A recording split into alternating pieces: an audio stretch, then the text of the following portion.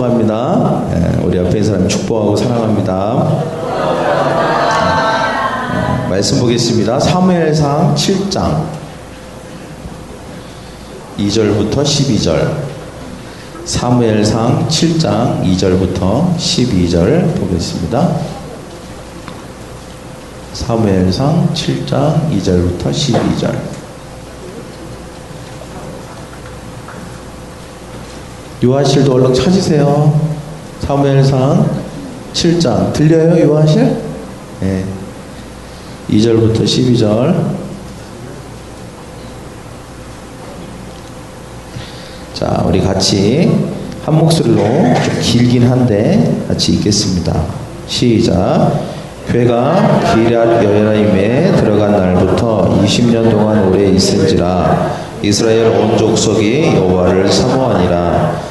사무엘이 이스라엘 온 족속에게 말하여 이르되 만일 너희가 전심으로 여호와께 두려우려거든 이방 신들과 아스타롯을 너희 중에서 제거하고 너희 마음을 여호와께로 향하여 그만을 섬기라.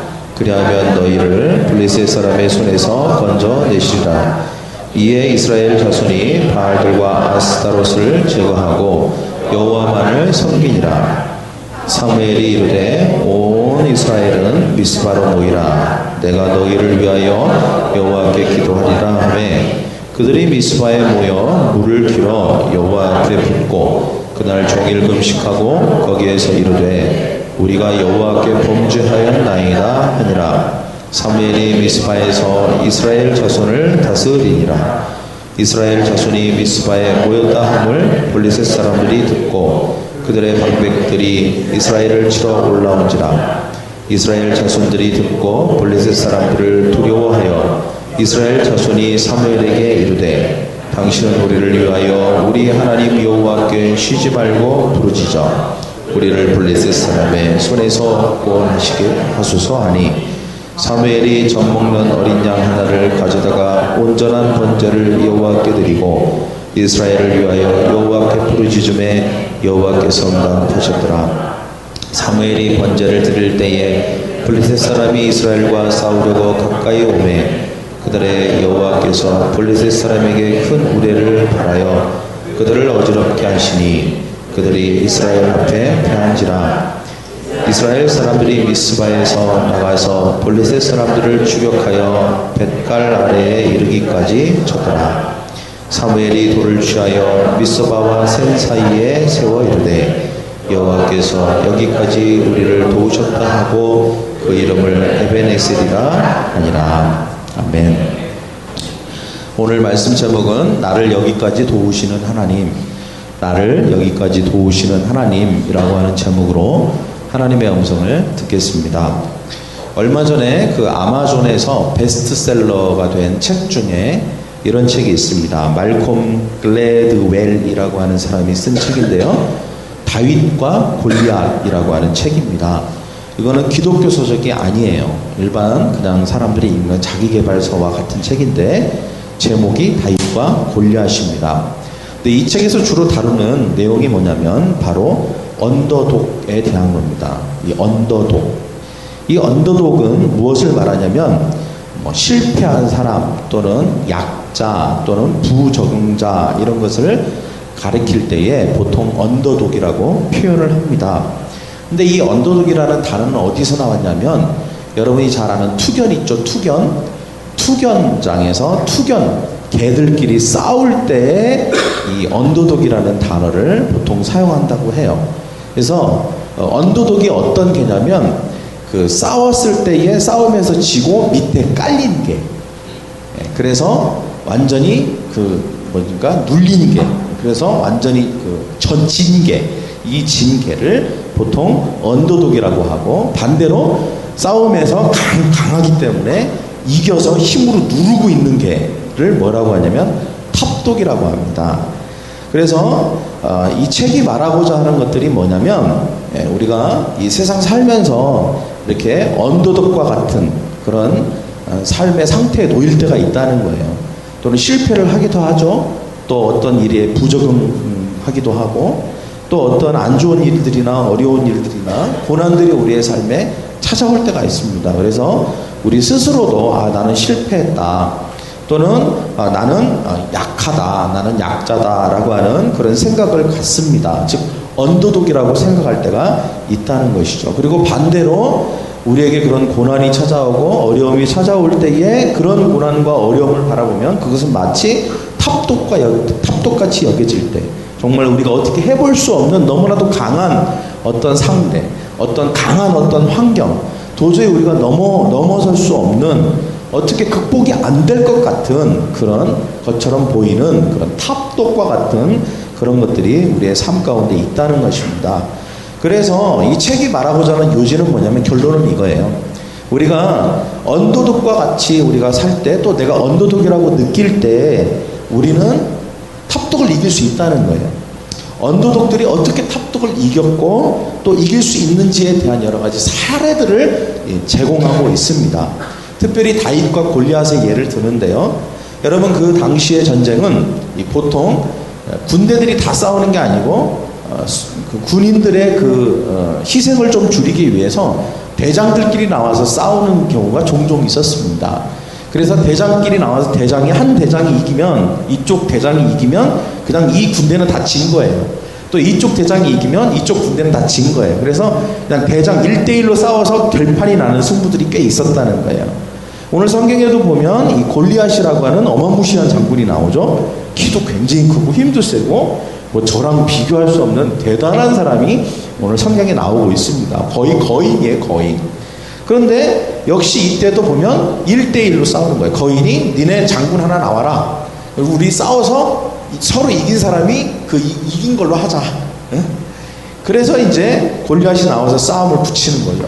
근데 아무도 이 골리앗의 덩치나 이 골리앗의 외모를 보고 또 그가 휘두르는 칼을 보고 겁이 나서 아무도 나서지 못하는 것입니다. 그래서 결국은 어떻게 됩니까? 이 전쟁이 이제 골리앗 때문에 또 아무도 골리앗과 싸우지 않는 것으로 인하여서 이 전쟁이 패할 위기에 처해 있었다는 것입니다. 이 너무 강한 사람이에요, 골리앗은. 완전히 강자죠, 강자. 어떻게 해볼 수가 없어요. 그냥 다들 그냥 벌벌벌 떨고만 있는 것입니다. 두려워서. 그런데 전쟁에 심부름을 왔던 다윗이라고 하는 한 소년이 있었어요. 누가 봐도 뭐 전쟁하고는 아무 상관없이 보입니다. 그냥 심부름하러, 점심 배달하러 온, 심부름하러 온 아주 어린 소년이었어요. 그런데 그 소년이 자기가 골리앗과 싸우겠다는 거죠. 여러분, 누가 봐도 이건 상대가 안 되는 싸움 아닙니까? 주변에 있어서 확실하게 그냥 싸워보지도 않고 이거는 질 게 뻔한 언더독이에요. 그런데 싸워보겠다는 거예요. 그런데 결과는 어떻게 됐죠? 싸워서 이겼어요. 강자가 이기는 게 그게 당연한 결과인데, 약자인 하나도 힘이 없는 소년에 불과한 아주 덩치가 작은 다윗이라고 하는 한 소년이 이 골리앗을 이겼다는 것입니다. 특별히 이 책에서 이런 얘기를 해요. 골리앗이 항상 이겼던 이유는 모두들 전쟁을 골리앗처럼 하려고 했기 때문이다. 그러니까 골리앗처럼 한다는 게 뭐예요? 갑옷을 입고요, 그 다음에 큰 칼을 들고요, 어떻게 합니까? 딱 맞붙어 갖고 칼을 휘두르면서 싸우려고 했다는 거예요. 그러니까 일단은 안 되는 거예요. 왜냐하면 골리앗의 힘, 그리고 골리앗의 칼, 그리고 골리앗의 갑옷, 그 골리앗의 덩치, 이것을 똑같은 방식으로 싸우려고 하니까 이길 수 없다는 것입니다. 그런데 이에 비해서 책에서 뭐라고 하고 있냐면, 다윗은 강자인 골리앗의 규칙을 따르지 않았다는 거예요. 자신만의 규칙을 따랐다는 거예요. 사울이 다윗에게 뭐라고 합니까? 내 칼과 그리고 갑옷을 입고 나가라. 근데 입어봤죠? 근데 어떻게 합니까? 너무 갑옷이 크고 칼이 자기 몸에 비해서 너무 긴 거예요. 그러니까 다 벗어 던집니다. 난 이렇게는 못 싸우겠다. 내 방식대로 싸우겠다. 내 방식대로. 내가 그동안 했던 방식대로 한번 싸워보겠다. 그게 뭐였어요? 물맷돌이었어요. 물맷돌. 가까이 붙어갖고 칼로 싸우는 게 아니라 멀리 떨어져갖고 돌을 던지는 물맷돌. 이 방식으로 내가 싸워보겠다라고 이야기를 한 것입니다. 실제로 다윗이 그 방식으로 싸웠기 때문에, 물론 신앙적인 요소를 빼고라도 이 저자는 다윗이 그 방식을 발견하고 또 하나님이 그 방식에 대해 지혜를 주셨기 때문에 그 방식으로 싸워서 바로 이 골리앗을 이길 수 있었다라고 이야기합니다. 마찬가지로 우리의 삶 가운데 여러 가지 고난이 있고 어려움이 있고 우리가 내가 약자다, 나는 실패자다라고 느낄 만한 일들이 우리의 삶에 있죠. 근데 우리는 그것을 극복하는 방식으로 우리는 때때로 잘못 생각하는 게 있습니다. 그것이 뭐냐면 세상적인 방법, 똑같은 방법으로 그것을 대응하려고 하는 거예요. 그때 우리는 여전히 똑같은 실패를 반복하고 여전히 그것을 극복하지 못하는 경우를 보게 됩니다. 우리는 다른 방법을 취해야 될 필요가 있다는 것이죠. 그래서 이 책이 주는 통찰력이 있는데 그것이 뭐냐? 약자는 강자에 비해서 분명히 약하다. 해도 안 된다. 질 것이다라는 분명한 고정관념이 있다는 거예요. 그렇지만 그 약점 속에서 강점을 발견할 수 있다는 것입니다. 분명히 약자이지만 강자를 이길 수 있는 게 있다는 거예요. 그것을 발견할 필요가 있다. 그러면 우리가 어떤 고난과 어려움과 도저히 이룰 수 없는 어떤 목표도 우리는 그것을 극복하고 이길 수 있다라고 이야기하고 있습니다. 여러분, 우리가 인생을 살다 보면 약자가 될 때가 있죠. 여러분, 언제 여러분 약해집니까? 병에 걸렸거나 아니면 고난을 당할 때거나 아니면 어떤 문제가 생길 때, 관계 문제, 재정의 문제, 여러 가지 어려운 문제들이 생길 때, 또 일이 잘 안 될 때, 그때 우리가 약해지지 않습니까? 우리의 심적으로 약해지고 여러 가지 부분에 있어 우리가 흔들리잖아요. 여러분, 이럴 때 우리는 어떻게 승리할 수 있을까요? 아, 내가 너무 약하다. 이 문제 앞에서 나는 너무 약자다. 나는 실패할지 모른다 라고 하는 두려움 가운데 있을 때 우리는 어떻게 이것을 극복하고 승리할 수 있겠냐는 것입니다. 오늘 성경은 우리에게 이것을 가르쳐주고 있습니다. 첫째는요, 약할 그때 생산적이 되는 것입니다. 약할 그때 생산적이 되라. 여러분, 성경 사무엘상 7장에 보면 고난을 통해서 약자가 된 사람들을 우리가 만나게 됩니다. 이스라엘 백성들이에요. 여러분, 이스라엘 백성들이 왜 약자입니까? 블레셋 사람들이 자꾸 쳐들어오는 거예요. 그래서 자꾸 괴롭히고 그때마다 싸웠는데 자꾸 패배하는 것입니다. 오늘 앞에 성경 사무엘상 앞에 보면 벌써 이스라엘 백성들은 블레셋과 싸워서 2번이나 크게 졌어요. 여러분, 전쟁이 진다는 것은 무엇을 얘기합니까? 심각한 생명의 손상을 입는 거예요. 많은 사람이 죽었어요. 그리고 많은 사람들이 노예로 끌려갔습니다. 많은 재산을 빼앗겼습니다. 상처를 입었어요. 그런데 또 블레셋이 또 쳐들어왔고 요번에 또 2번 졌는데 또 3번째 또 쳐들어온 거예요. 여러분, 이스라엘 자손들은 두려웠을 것입니다. 이스라엘 자손들은 우리가 블레셋을 어떻게 이길 수 있을까? 라고 하는 생각을 가졌을 거고요. 또 그들은 또 이번에도 질 것이라는 그런 자괴감마저 들었을 것입니다. 포기하고 싶었을 거예요. 아유, 싸워봤자 소용없다. 그냥 우리는 진 거나 마찬가지다. 그냥 다 내주자. 이런 생각을 했을 수도 있습니다.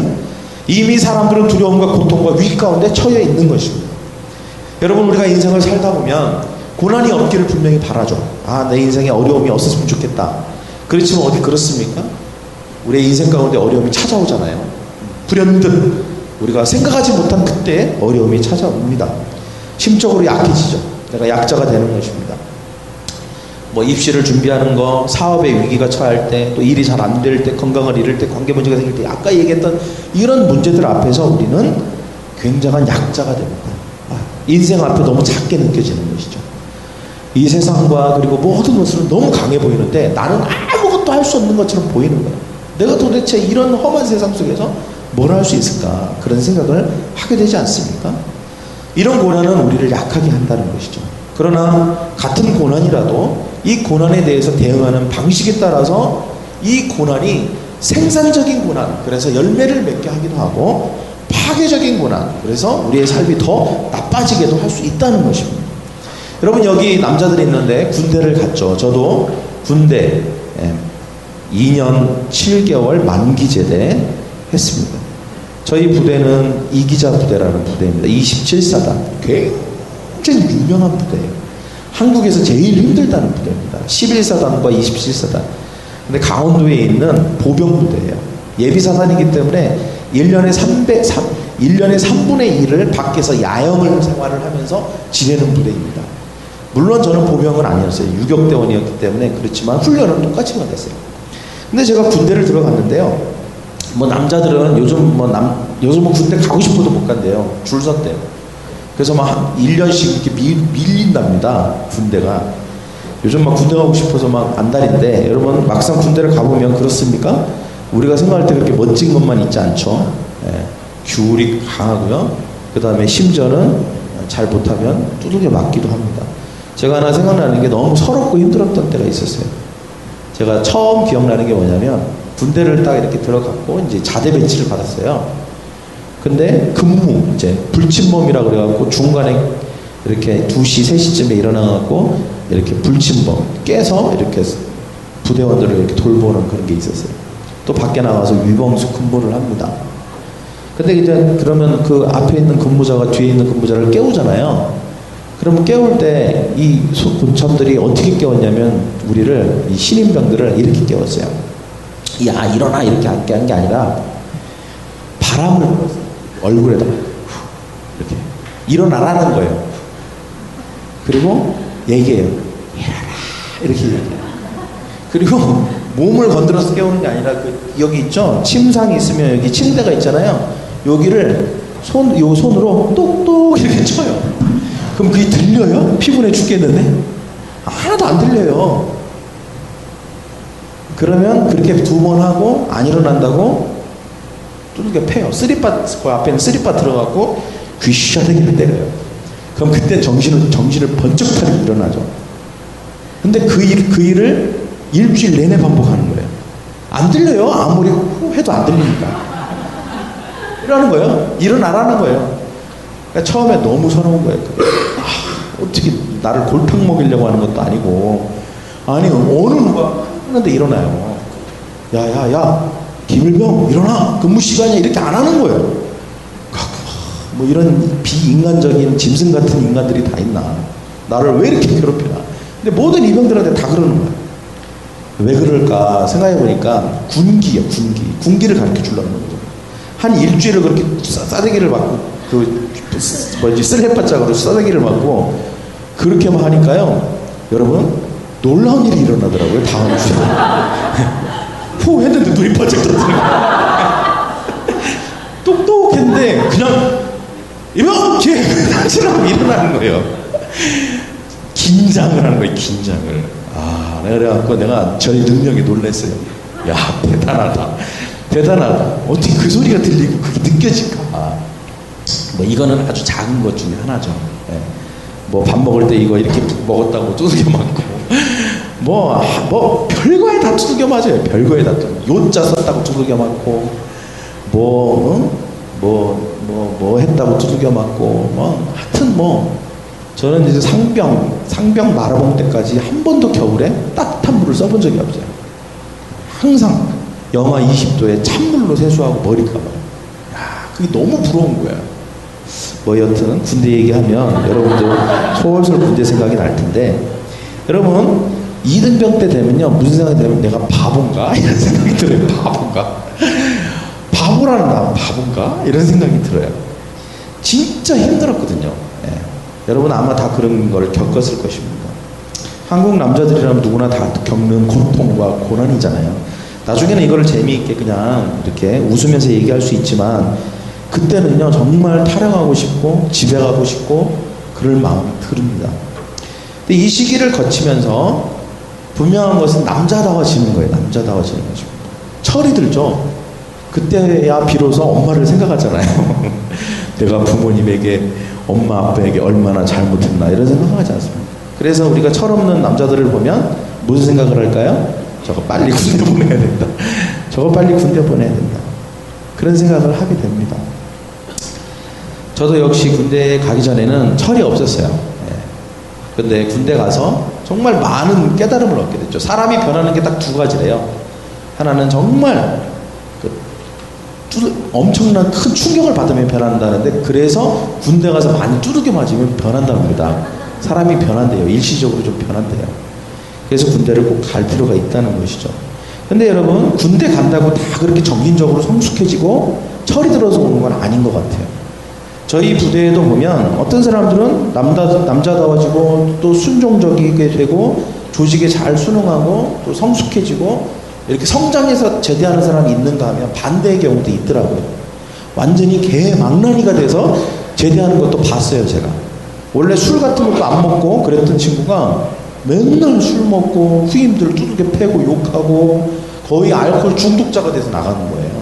제가 그런 걸 보면서도 같은 고난이고 고통이라도 그 고난과 고통에 어떻게 반응하느냐에 따라서 어떤 사람은 그것이 생산적 반응을 통해서 자기에게 도움이 되고 열매를 맺는가 하면 반응 자체가 잘못된 반응을 함으로 말미암아 오히려 자기 인생을 파괴하는 경우도 있구나라고 하는 것을 보게 되었습니다. 여러분, 때때로 우리에게 인생의 고난이 올지라도 우리는 그 고난을 생산적으로 배우고 또 그것을 열매 맺는 기회로 삼아야 될 줄 믿습니다. 할렐루야. 여러분, 하나님을 믿는 사람들도 약자가 될 때가 있습니다. 고난이 옵니다. 병에 걸리기도 하고요. 또 여러분 어떤 어려움에 처할 수도 있습니다. 그렇지만 우리에게 있어서 그리스도인들의 다른 점은 뭐냐면 생산적으로 고난에 대처한다는 것입니다. 할렐루야. 어려운 일이 당했을 때, 어려울 때, 약할 때 그냥 똑같이 불평하고 원망하고 포기하고 좌절하고 그래서 모든 것들이 더 악화되는 것이 아니라 반대로 그 속에서 더 하나님을 찾고 더 성숙해지고 더 적극적으로 이것을 어떻게 극복할지를 찾고 포기하지 않고 하나님이 나를 도우실 것을 믿으며 좌절하지 않고 끝까지 도전하는 이런 생산적인 반응이 우리의 삶에 고난을 통한 열매로 맺어질 줄 믿습니다. 이것이 바로 고난에 대처하는 생산적인 반응이에요. 여러분, 오늘 읽은 본문을 보면 이스라엘 백성들이 고난의 어려움에 어떻게 생산적으로 반응하는지에 대해서 엿볼 수 있는 한 구절이 나옵니다. 여러분, 이스라엘 백성들이 계속 전쟁 때문에 힘들어했죠. 세 번째 블레셋 군인들이 쳐들어왔습니다. 그런데 그들은 이 고난 가운데 어려움 속에서 드디어 세 번째 쳐들어왔을 때 그들이 생산적으로 반응하기 시작합니다. 그것이 어디에 나오냐면 성경 구절 7장에 보면 이런 말씀이 있습니다. 2절에 보니까 한번 같이 읽겠습니다. 시작. 2절. 괴가 기럇 여랴임에 들어간 날부터 20년 동안 오래 있은지라 이스라엘 온 족속이 여호와를 사모하니라. 거기 보니까 기럇 여랴임에 들어간 날부터 20년 동안 오래 있은지. 뭐가? 괴가. 이 괴라는 건 뭐냐면 언약궤예요. 언약궤. 그 안에는 뭐 아론의 쌍난지팡이도 있고 그 다음에 뭡니까? 그 만나도 있고 뭐 이렇게 있잖아요. 그게 뭘 상징하냐면 하나님의 임재, 하나님의 함께하심과 동행하심을 상징하는 언약궤라는 거예요. 언약궤. 그러니까 이것은 하나님이 나와 함께하신다라는 의미거든요. 근데 이 앞에 무슨 일이 있었냐면 이 궤를 뺏겼어요. 블레셋에 전쟁하다가 그 비느하스라고 하는 그 엘리 아들이 자기 멋대로 그냥 언약궤를 가져다가 한번 전쟁에서 이겨보려고 자기 멋대로 가져갔다가 뺏겨버렸어요. 근데 이제 블레셋에 뺏겼는데 블레셋에서도 그 언약궤가 들어가니까 난리가 난 거예요. 거기 우상들이 다 막 꼬꾸라지고 막 도저히 갖고 있을 수가 없는 상황이 됐어요. 그래서 소에다 실어서 보냈는데 처음에는 베스메스라는 곳에 갔다가 나중에는 기럇 여랴림이라는 곳으로 다시 가게 됩니다. 근데 그것을 찾아오지 않았어요. 이스라엘 백성들이 바로. 그냥 거기에 방치해뒀다고요. 20년 동안. 언약궤를 방치했다. 이 말은 뭐냐면 무슨 의미냐면 하나님을 믿긴 믿었지만 하나님을 믿는다고 했지만 정말 하나님을 절대적으로 믿지 않는 이스라엘 백성들이었어요. 기럇 여랴림이라는 곳에 언약궤가 있음을 뻔히 알고 있었는데도 불구하고 그것을 생각하지 않았다는 거예요. 잃어버리고 있었어요. 거기에 언약궤가 있었다. 이런 걸 잃어버리고 있었다는 거예요. 근데 오늘 성경에 보니까 이것을 생각한 거예요. 그래. 기럇 여랴림에 언약궤가 있었지. 벌써 그게 언제부터야? 20년이나 다 됐네? 20년 동안이나 지금 거기에 있었던 거야? 이렇게 생각했다는 거예요. 누가? 이스라엘 백성들이 다 그 생각을 했다는 것입니다. 여러분, 우리가 두렵고 막막한 현실 속에서 포기하고 싶고 또 여러 가지 어려운 그런 어려움 속에 있을 때 이스라엘 백성들이 생각한 게 뭐냐면 우리 자기들이 언약궤 없이 살아가고 있다는 사실을 발견한 거예요. 하나님 없이, 하나님의 도움 없이 지금 우리가 살아가고 있었네? 이것을 발견했다는 것입니다. 이 말은 하나님을 알지만 늘 하나님을 정말 절실하게 하나님의 도우심을 구하는 삶을 살지 않았다는 거예요. 자기 힘으로, 자기 능력으로 그냥 하나님 없이도 살만하다 생각하고 20년 동안을 그렇게 보냈다는 것을 의미하고 있는 것입니다. 하지만 20년이라는 세월이 지나고 블레셋 군이 3번이나 쳐들어오는 이런 상황 속에서 그들이 깨달은 게 있었어요. 갑자기 번뜩 생각난 게 있었으니 그게 뭐냐? 우리가 20년 동안이나 하나님과 멀어져 있었구나. 우리가 20년 동안이나 하나님과 거리가 있었구나. 그래, 우리가 하나님을 다시 찾아야지. 우리가 하나님께 돌아가야지. 우리가 하나님을 만나야지 라고 하는 생각을 했다는 거죠. 내 삶의 생명이 되시고 진리가 되신 하나님께서 내 안에 계셔야 되구나. 우리 안에 계셔야 되는구나 라고 하는 사실을 깨달았다는 거예요. 그래서 이스라엘 백성들이 지금 변화되고 있는 거예요. 그 7장 2절 뒤에 뭐라고 합니까?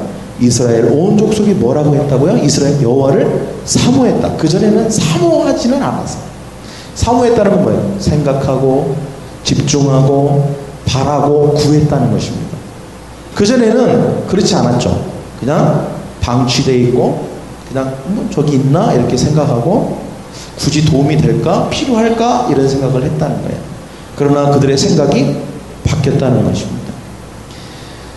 여러분, 이스라엘 백성들이 마치 요즘으로 치면 이런 생각을 했다는 거예요. 나 지금 어떻게 해야 되지? 이런 어려움이 있고 나는 약자인데 나는 지금 너무 힘든데 어떻게 해야 될까? 내가 지금 뭘 할 수 있을까? 그때 갑자기 문득 이런 생각이 드는 거예요. 그래, 나에게는 하나님이 있지. 그래, 하나님을 찾아야지. 내가 미처 하나님이 계시다는 거, 하나님을 내가 하나님께 도움을 구해야 되는 걸 미처 내가 생각하지 못하고 자꾸 내 힘으로 내 방법대로만 하려 했던 부분들이 있었네. 이것을 깨닫게 됐다는 거예요.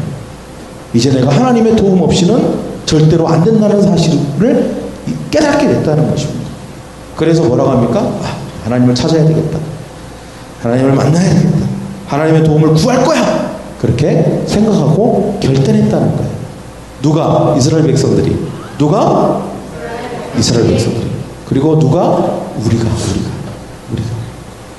하나님 믿는 많은 사람들이 그렇게 생각을 했다는 것입니다. 여러분, 고난이 파괴적으로 끝나는 순간이 될 뻔했어요. 만약에 이스라엘 백성들이 고난 가운데서도 여전히 하나님의 교회가 20년 동안이나 거기에 방치되어 있었네 이 생각을 하지 않았다면 그들은 여전히 똑같이 패배했을 것이고 그리고 블레셋에 당했을 것이고 그들은 똑같은 생각을 했을 거예요. 우리는 안 돼. 나는 실패자야. 나는 약자야. 우리는 또 다음에 또 당하게 될 거야. 그러나 고난이 생산적으로 바뀌게 되는 순간이 어떻게 일어납니까? 그들이 하나님을 기억할 때. 그래, 이렇게 살아서 이건 아니야. 고난 속에서 깨달음을 얻은 거예요. 깨달음. 하나님이 있었지 우리에게는. 이것을 깨닫게 됐다는 것입니다. 여러분, 그래서 여러분 고난 속에서 어려움 속에서는 항상 승리의 코드가 있어요. 승리의 코드가 있습니다. 그리고 하나님이라는 코드가 숨겨져 있습니다. 여러분, 저를 한번 보십시오. 혹시 고민되세요? 여러분, 어떤 어려움이 있으세요? 여러분, 정말 내가 이걸 할 수 있을까? 불가능해 보이는 어떤 문제 앞에 여러분 너무 작게 여겨지는 게 있습니까? 그때 여러분이 그 순간, 내가 약자가 되는 그 순간, 그 고난의 속에서 우리가 발견해야 될 게 분명히 있다는 거예요. 이스라엘 백성들은 그걸 발견한 거예요. 하나님의 도움, 이거를 생각하고 발견했다는 거예요. 하나님의 도움과 하나님의 생각을 발견하고 그리고 그것을 생각한 이스라엘 백성들은 그 다음에 어떻게 행동합니까? 두 번째, 그들이 해야 될 것이 있었어요. 사무엘이 그것을 가르쳐 줍니다. 오늘 성경 말씀에 보면 7장 3절입니다. 같이 읽겠습니다. 좀 추운 것 같죠? 7장 3절 시작. 사무엘이 이스라엘 온 족속에게 말하여 이르되 만일 너희가 전식으로 여호와께 오려거든 이방신들과 아스타롯을 너희 중에 제거하고 너희 마음을 여호와께로 향하여 그만을 섬기라. 그리하면 너희를 블레셋 사람의 손에서 건져내시리라. 자, 이들이 깨달음을 얻었을 때 사무엘이 그 순간 되게 중요한 걸 딱 가르쳐 주는 거예요. 내가 하나님이 계셨지. 그래, 하나님이면 내가 지금 이 순간 이렇게 내가 어려운 문제, 내가 이렇게 약해져 있는 이것도 하나님이면 이길 수 있을지 몰라. 이런 생각을 했을 때 그때 그 순간 사무엘이 딱 가르쳐 주는 거예요. 그게 뭐냐? 하나님의 도움을 받는데 걸림돌이 되는 게 있다는 걸 가르쳐 주는 거예요. 그리고 그것을 어떻게 제거할지에 대해서 가르쳐 주는 것입니다. 자, 이스라엘 백성들이 하나님의 도움을 받고 이제 하나님의 도움을 받으면 된다라는 생각을 가졌을 때 여전히 그들 안에는 하나님이 도울 수 없는 게 있었어요. 도울 수 없는 여러 가지 문제들이 있었다는 거예요. 그게 무엇입니까? 우상숭배였어요. 저를 따라해볼까요? 우상숭배. 성경에 보면 바알과 아스타롯이라고 했습니다. 바알과 아스타롯. 이것은 블레셋 사람들이 섬기는 신이었어요. 바알 신과 아스타롯 신은 풍요의 신입니다.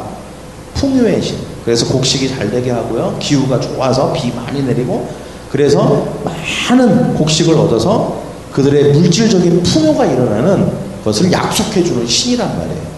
근데 이스라엘 백성들은 바로 이 풍요의 신은 바알과 아스타롯을 하나님과 겸하여 섬기고 있었다는 것입니다.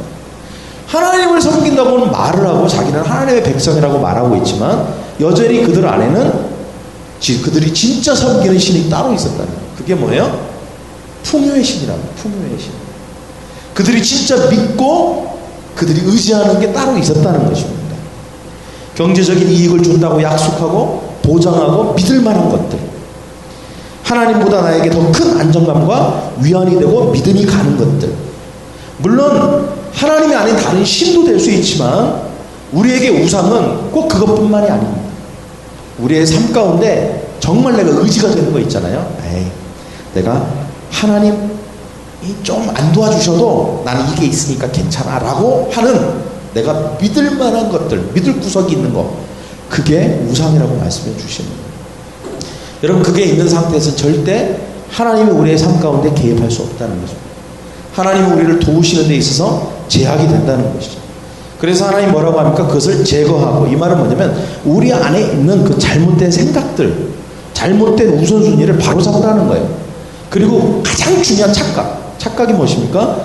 하나님이 도와주시지 않아도 나에게는 이런 게 있으니까 나는 괜찮아 라고 하는 건 착각이죠.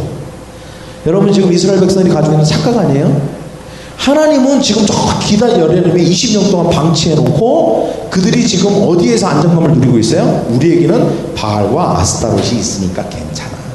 그런데 괜찮은 게 아니었어요. 그들은 점점점 더 실패하고 계속해서 약자가 되어가고 있고 계속해서 언더독의 삶을 살고 수밖에 없었거든요. 근데 이유를 몰랐던 거예요. 왜 그런지를 이유를 몰랐어요. 그때 사무엘이 정확하게 가르쳐 주는 것입니다. 이유는 너희들이 우상을 숭배했기 때문이다. 다른 신을 섬기고 하나님이 아닌 다른 것에 더 마음을 의지하고 있었기 때문에 계속해서 너희들의 삶이 하나님의 도움을 받을 수 없는 그 방해물이, 걸림돌이 너희 안에 있기 때문이다라고 분명하게 말하고 계시는 것입니다.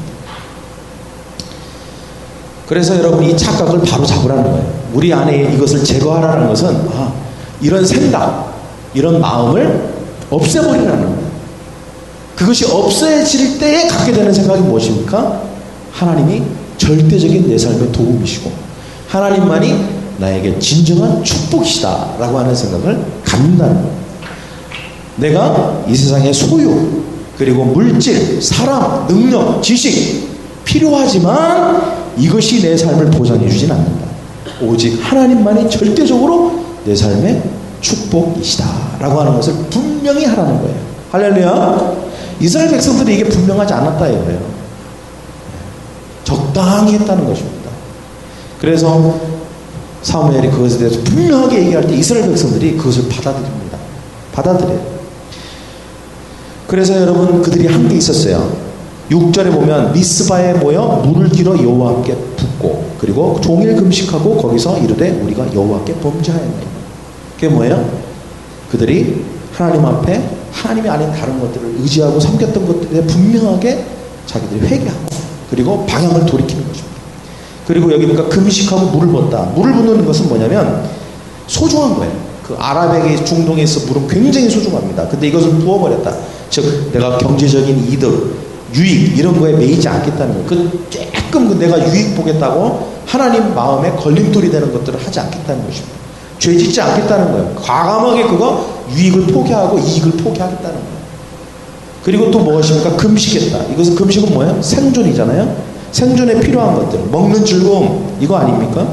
먹는 즐거움과 포만감 이것도 내가 포기하겠다.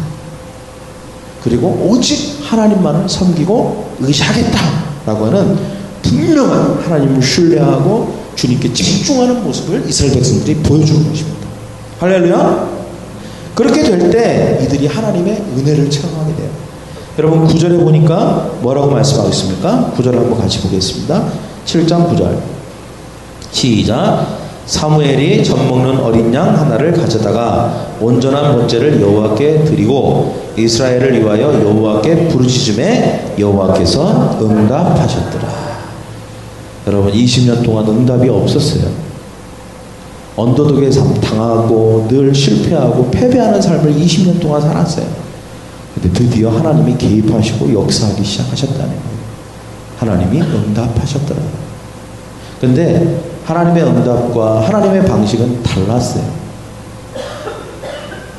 여러분 이스라엘 백성들은 자기들이 여러 가지 생각들을 했겠죠. 아, 우리가 군사력이 약하니까 군사력을 키워야 된다. 무기를 만들어야 된다. 자꾸 진짜 답이 아닌 가짜 답에 매여 있었어요. 근데 여러분 그들이 정말 그들의 고난 가운데 하나님을 찾고 그들의 우상을 제거하고 하나님만이 자기 삶의 절대적인 존재라는 사실을 인정하게 될 때 그들은 다른 방식으로 싸울 수 있었습니다. 하나님의 응답이 어떻게 임합니까? 우방. 하나님이 우방을 내려주세요. 그래서 이스라엘 백성들이 블레셋을 쉽게 물리치게 됩니다. 이스라엘 백성들은 블레셋과 같이 똑같은 군사력을 가지고 있지 않았어요. 그들은 철로 만든 마차도 없었습니다. 무기가 없었어요. 그럼에도 불구하고 이스라엘 백성들은 블레셋 군대를 완전히 무찌를 수 있었습니다. 여러분 이것이 언더독이 탑독이 되는 비결인 것입니다. 여러분 우리는 세상에서 똑같은 방식으로 싸울 수 없습니다. 할렐루야. 우리 스스로는 그렇게 생각해요. 아, 나는 이게 부족하고 저게 부족하니까 나는 이걸 하고 저걸 이렇게 해서 나도 세상 사람들과 같이 똑같은 방식으로 내가 싸울 거야. 여러분 우리는 그런 방식으로 해서 싸울 수 없습니다. 여러분 세상 사람들도 마찬가지입니다. 그렇게 해서 싸워서 이길 수 있는 세상이 아니에요. 여러분 우리에게는 우리의 방식이 있습니다. 하나님이 우리에게 주시는 방식이 있다는 거예요. 고난과 어려움 속에서 우리가 승리할 수 있는 비법을 우리에게 가르쳐 주셨습니다. 할렐루야. 그것이 무엇입니까? 하나님을 찾는 거예요. 하나님을 전적으로 의지하는 것입니다. 하나님께 집중하는 것입니다. 그래서 모든 우상을 제거하고 하나님께 기도하고 하나님 예배에 성공하고 기도에 승리하고 말씀을 통해서 말씀 붙들고 다른 것이 내 삶의 안정감이요 다른 것이 내 삶의 어떤 위안이 되는 게 아니라 하나님만이 나의 위안이고 나의 복이다 라고 하는 사실을 분명히 하고 나가게 될 때 기적이 일어날 줄 믿습니다. 하려면 우리는 승리하게 될 줄 믿습니다. 그래서 여러분 어떤 일이 일어납니까? 성경에 보면 자 기도하고요 여기 번제를 드렸다 이 말은 예배를 제대로 드렸다는 거예요. 기도했더니 응답이 일어났고요. 예배를 제대로 드렸더니 그리고 우상을 제거, 즉 회개를 정확하게 하고 우리 안에 있는 죄들을 없애고 그리고 금식했다. 이 말은 뭐냐면 내 삶에 나에게 만족을 주는 것들을 절제하고 그것을 과감하게 포기하고 오직 하나님 한 분에게 내 삶의 초점을 맞췄다는 것이죠. 그때 그들은 전쟁에서 승리할 수 있었습니다. 여러분 혹시 좀 어려움이 있나요? 뭔가 좀 잘 안 되고 있습니까? 그래서 좌절하고 낭만 가운데 있나요? 약해지셨나요? 어떻게 하면 우리가 이길 수 있습니까? 어떻게 하면 우리가 다윗이 될 수 있습니까? 어떻게 하면 우리가 탑독이 될 수 있습니까? 여러분 골리앗은 골리앗의 방법으로 싸우면 골리앗의 방법으로 싸우면 절대 이길 수 없습니다. 우리는 다윗의 방법을 취해야 될 줄 믿습니다. 만군의 하나님 여호와의 이름으로 내가 가노라 그렇게 갔을 때 다윗은 골리앗을 이길 수 있었습니다. 더 하나님께 의지하고 집중하는 것입니다. 더 예배하고 기도하는 것입니다. 하나님을 더 분명하게 정확하게 믿는 것입니다. 여러분 이스라엘이 승리한 후에 뭐라고 한 줄 아십니까? 이르되 12절에 보니까 여호와께서 여기까지 우리를 도우셨다 하고 그 이름을 에베네셀이라 했다 이렇게 했습니다. 여기까지 하나님이 우리를 도우셨다. 하나님이 여기까지 도우셨다. 여러분 우리는 하나님의 은혜 없이는 살 수 없는 존재들입니다. 할렐루야. 여러분 지금 우리가 여기까지 온 것도 하나님의 은혜로 온 거예요. 할렐루야. 여러분 이것을 이스라엘 백성들이 진짜 이제 고백할 수 있게 됐다는 거예요. 그들의 삶에 어려움이 있었지만 그럼에도 불구하고 여기까지 하나님이 승리를 주신 분도 때때로 고난을 통해서 우리에게 깨닫게 하시는 분도 하나님이에요. 여러분 하나님은 항상 우리를 도우시고 우리와 함께 하십니다. 할렐루야. 우리는 몰라요. 근데 어려우면 어렵다고 불평불만 원망, 잘 되면 잘 된다고 하나님 잃어버리고 하나님 몰라라 하고, 그래서 하나님이 늘 내 삶에 여기까지도 도우시네, 여기까지도 도우셨네, 여기까지도 도우셨네 라고 하는 우리의 신앙의 고백이 없습니다. 물어보면 그래요. 어떻게 사세요? 다 하나님의 은혜로 삽니다. 이런 고백이 안 나오잖아요. 다 자기가 잘나서, 자기가 열심히 돈 벌어서, 자기가 능력이 뛰어나서, 자기가 건강관리 잘해서 다 샀다고 얘기하지, 하나님이 도와주시고 하나님이 붙들어 주셔서 살고 있습니다 라고 얘기를 안 한다는 거예요. 이것이 뭡니까? 불신앙이에요. 불신앙. 이스라엘 백성들이 20년 동안 그렇게 살았다고요. 그러다 보니 늘 그들은 약자의 방식의 길들이 있었어요. 그들은 승리의 삶을 경험하지 못한 거예요. 그때 그들이 이런 앞에 있는 모든 것들, 사무엘이 가르쳐준 것들을 행하고, 그 다음에 그들이 승리를 쟁취하고 그들이 깨달은 게 있었어요. 승리해서만 여기까지 도우신 게 아니라 자기들이 실패하고 패배하고 고난당할 그때도 하나님은 우리를 인도하시고 돕고 계셨구나 라고 하는 사실을 깨달은 거예요. 할렐루야. 언제나 주님은 우리를 사랑하시고 우리를 돕고 계십니다. 할렐루야. 그것을 고백하는 거예요. 에베네셀, 하나님이 여기까지 도우셨다. 여러분, 이런 고백을 한 사람은 앞으로의 인생도 어떻게 고백할까요? 자, 여기까지 도우셨는데 거기까지는 안 돕겠어요? 그래요, 안 그래요? 여기까지 도왔다면 저 앞에 미래 있잖아요. 미래 한 달 후, 1년 후, 아, 하나님이 보니까 여기까지 도우셨네. 고난 중에도 하나님이 우리와 함께 하셨고 우리의 신음을 아시고 우리가 깨닫고 돌아오길 기다리셨네. 그리고 또 우리에게 승리를 주셨네. 아, 하나님은 여기까지 도우시는 분이구나. 이걸 깨달은 사람은요, 뭘 깨닫냐면, 아, 거기까지도 돕겠구나. 하나님은 늘 하나님은 함께 계시는구나. 이것을 깨닫게 되는 줄 믿습니다. 여러분, 이스라엘 백성들은 그걸 깨달은 거예요. 사실은 한 번의 승리가 중요한 게 아니에요. 이걸 깨닫는 게 중요한 거예요. 설사 또 어려움이 와도 이스라엘 백성들은 그것을 극복할 수 있습니다. 왜? 아, 하나님이 계시지. 이걸 또 기억할 거거든요. 그리고 또 기도하고 또 자기들의 삶에 있는 우상을 제거할 거고요. 금식하고 예배드리며 하나님 앞에 또 갈 거거든요. 그럼 하나님 또 승리를 주실 거거든요. 그것을 통해서 다시 하나님이 나와 함께 하시고 하나님이 나에게 승리를 주시고 나를 돕고 계셔라고 하는 사실을 또 깨달을 거거든요. 그래서 늘 그것이 그들의 삶 가운데 완벽하게 그들에게 확실하게 임하게 되는 그때가 하나님 우리에게 승리와 축복을 주시는 때인 줄 믿습니다. 할렐루야. 이미 하나님은 우리를 여기까지 도우신 분이십니다. 그리고 앞으로도 하나님은 우리를 도우실 줄 믿습니다. 할렐루야. 그런 저와 여러분이 되기를 간절히 소망합니다. 다 같이 일어나서 기도하겠습니다.